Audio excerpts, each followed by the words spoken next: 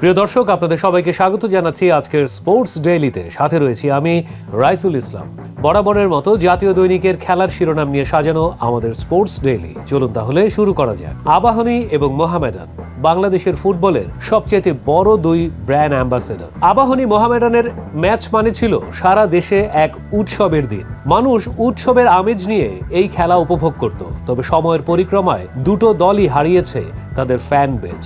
ম্লান হয়েছে বাংলাদেশের ফুটবল। তবে এখনো খানিকটা টিকে আছে আবাহনী এবং মোহামেডান। লেজে গোবরে হয়ে যাওয়া আবাহনী লিগে বড় জয় পেয়েছে ব্রাদার্সের বিরুদ্ধে। 7-1 গোলের এই বড় জয়ে আবাহনী কিছুটা হলেও সান্ত্বনা খুঁজে পেয়েছে। অপরদিকে তাদের জন্য আরেক সান্ত্বনার বার্তা নিয়ে এসেছে মোহামেডানের ম্যাচ।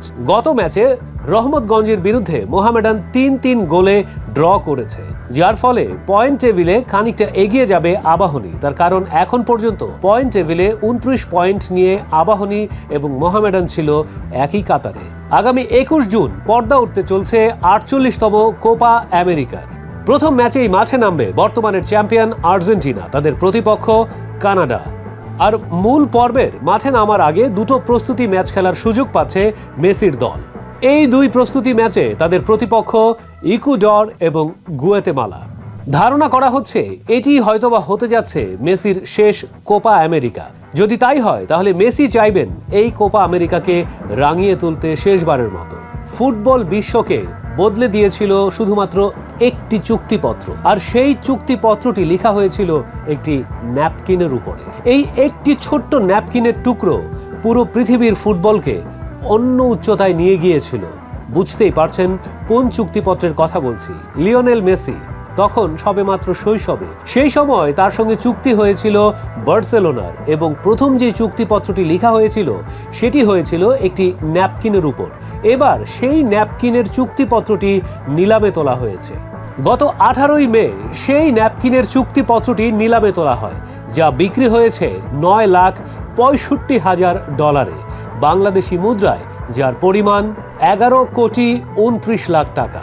মাত্র 13 বছর বয়সে সেই ন্যাপকিন পেপারের চুক্তির মাধ্যমেই মেসি আর্জেন্টিনা থেকে পাড়ি জমিয়েছিল স্পেনের বার্সেলোনায়। প্রিয় দর্শক, এই ছিল আজকের স্পোর্টস ডেইলি। তবে আমাদের বাকি রয়ে গেছে পিক অফ দ্য ডে। আজকের আমাদের peak of the day CR7। বয়সটা 40 ছুঁই। বুড়ো হাড়ের ভেলকি এখনো দেখিয়ে চলছে CR7। ক্রিশ্চিয়ানো রোনালদো সেই ফুটবলার যা কিছু তিনি অর্জন করেছেন সম্পূর্ণ নিজের যোগ্যতায় আর পরিশ্রমের মাধ্যমে। এখনো সর্বোচ্চ লেভেলে খেলে যাচ্ছেন ক্রিশ্চিয়ানো রোনালদো। আর এই নিয়ে থাকছে আমাদের পিক অফ দ্য ডে। চলুন জেনে আসি বিস্তারিত। বয়সটা 40 ছুঁই। পাড়ি জমিয়েছেন সৌদি প্রো লিগে। ভাবা হচ্ছিল এই বুড়ো বয়সে হয়তো আর কদিন পর থেমে যাবেন CR7। তবে মাঝমাঠ থেকে বল নিয়ে যখন প্রতিপক্ষের ডিবক্সে হানা দেন তিনি, তখন তাকে দেখে বোঝার অবকাশ নেই যে তার ক্যারিয়ারের সূর্য গোধূলি লগ্নে না মধ্য গগনে। বলছি পর্তুগিজ সুপারস্টার ক্রিশ্চিয়ানো রোনালদোর কথা।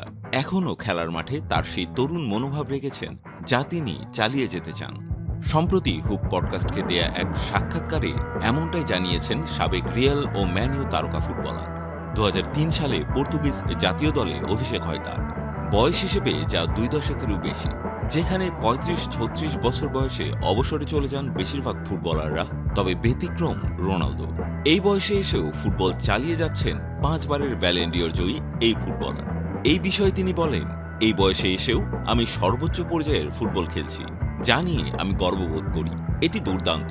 এই বিষয়টি আমাকে এগিয়ে যেতে অনুপ্রেরণা দেয়।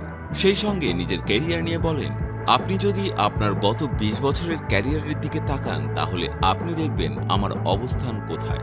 আপনি যখন 20 বছর ধরে শীর্ষে থাকেন সেটা অবশ্যই অবিশ্বাস্য। আমার জন্য এটি অনেক বড় অর্জন। এই পর্যায়ে থাকাটা সহজ নয়। নিজেকে তাড়না দিতে, অনুপ্রাণিত করতে, চালিয়ে যেতে, গোল করতে, ভালো ছন্দে থাকতে, উঠে আসা তরুণ সিংহদের সঙ্গে প্রতিদ্বন্দ্বিতা করতে শুধু শারীরিকভাবেই নয়, মানসিকভাবেও খুব ভালোভাবে প্রস্তুত থাকতে হয়। এটাই চ্যালেঞ্জ। শুধু কথায় নয়, কাজেও করে দেখিয়েছেন পর্তুগিজ এই ফুটবলার।